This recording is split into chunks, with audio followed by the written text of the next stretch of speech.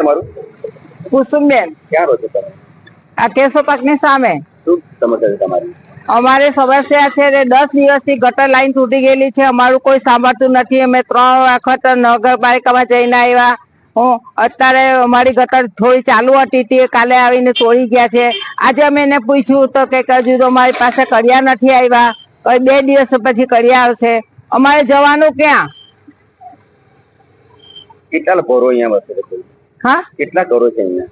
અહીંયા લગભગ 15 ઘર છે. નગરપાલિકા વાળાએ તોડી નાખી? હા, નગરપાલિકા વાળાએ તોડી નાખી. પાણીની લાઈન પણ તોડી નાખી હતી. અમારા પોતાના ખર્ચે અમે પાણીની લાઈન કરાવેલી છે. અમારા સ્વખર્ચે. હા, મારું નામ સોનલ છે.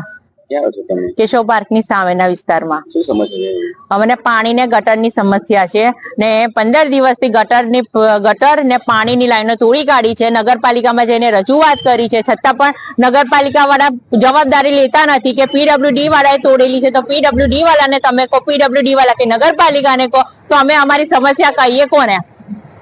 નથી સાંભળતા. નહીં પ્રમુખબેન સમજતા નથી, પેલા ગટરના સાહેબ છે, યશ સાહેબ તે પણ નથી અમારી સમસ્યા સાંભળતા. તો અમે જઈએ તો જઈએ ક્યાં?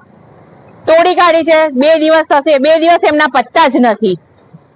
કેટલા ટાઈમથી કહીએ. પરમ દિવસે અમે લોકો જઈને આયા નગરપાલિકાએ કીધું તમારું કામકાજ થઈ જશે, 5 દિવસની તમારી સમસ્યાનું અમે નિરાકરણ લાવી દઈશું. પણ કઈ સમસ્યાનું નિરાકરણ લાયા નહીં. તોડીને ગટર ગયા છે, નથી જોવા આયા કે નથી ફોન રિસીવ કરે તો ફોન પર નથી અમને સરખો જવાબ આપતા. તો અમારે અમારી સમસ્યા કહેવાની કોને? બરોબર.